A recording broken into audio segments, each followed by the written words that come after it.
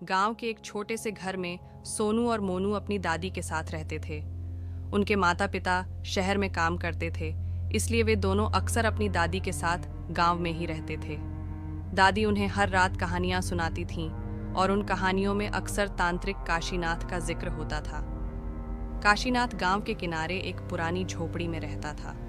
लोग कहते थे कि वह तंत्र मंत्र का माहिर है और उसकी झोपड़ी में अजीब अजीब चीज़ें होती हैं।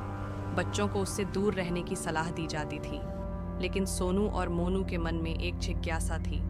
वे जानना चाहते थे कि आखिर तांत्रिक काशीनाथ की झोपड़ी में क्या होता है। एक दिन जब उनकी दादी सो रही थीं, सोनू और मोनू ने तय किया कि वे तांत्रिक काशीनाथ की झोपड़ी में जाकर सच्चाई का पता लगाएंगे। उन्होंने अपने बैग में टॉर्च और कुछ खाने पीने का सामान रखा और चल पड़े तांत्रिक की झोपड़ी की ओर। झोपड़ी के पास पहुंचते ही उन्हें वहां का माहौल बहुत ही डरावना लगा। झोपड़ी के आसपास घने पेड़ थे और हवा में अजीब सी ठंडक थी। सोनू ने मोनू का हाथ पकड़ा और कहा, डरने की जरूरत नहीं है, हम यहाँ सिर्फ सच्चाई का पता लगाने आए हैं। वे धीरे धीरे झोपड़ी की ओर बढ़े।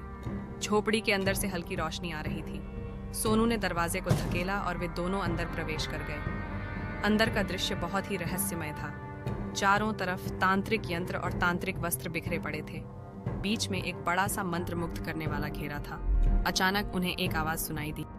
कौन है वहाँ? यह आवाज तांत्रिक काशीनाथ की थी। सोनू और मोनू ने अपने डर को संभाला और तांत्रिक के सामने खड़े हो गए। तांत्रिक काशीनाथ ने उन्हें घूरते हुए कहा, तुम दोनों यहाँ पर क्यों आए हो? सोनू ने हिम्मत जुटाते हुए कहा, हम जानना चाहते हैं कि आप क्या करते हैं और लोग आपसे क्यों डरते हैं। तांत्रिक काशीनाथ ने हंसते हुए कहा, तुम लोग बहुत बहादुर हो। यहाँ पर आने की हिम्मत कोई नहीं करता है, परंतु तुम लोग यहाँ पर आए हो।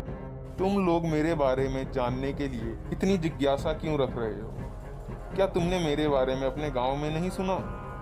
वैसे भी मेरे बारे में बहुत सी अफवाहें हैं जो कि तुम्हारे गांव में फैली हुई हैं। मोनू ने धीरे से कहा, हमने बहुत सी कहानियां सुनी हैं आपके बारे में और हम सच्चाई जानना चाहते हैं। चलो ठीक है, मैं तुम्हें सारी सच्चाई को बता दूंगा, परंतु तुम्हें सारी सच्चाई जानने के लिए जंगल के कोने पे एक काली गुफा है, जहाँ पर मैं अपनी सारी शक्तियों का आभास करता हूँ। वहीं पे तुम्हें आना होगा। ध्यान रहे, ये बात किसी और को नहीं पता लगनी चाहिए। तुम लोग चुपचाप अकेले दोनों भाई उस काली घनी गुफा के पास शाम तक आ जाना। मैं वहीं तुम्हारा इंतजार करूंगा और जो भी तुम्हें जानकारी चाहिए मैं वहीं पर तुम्हें दे पाऊंगा। ठीक है?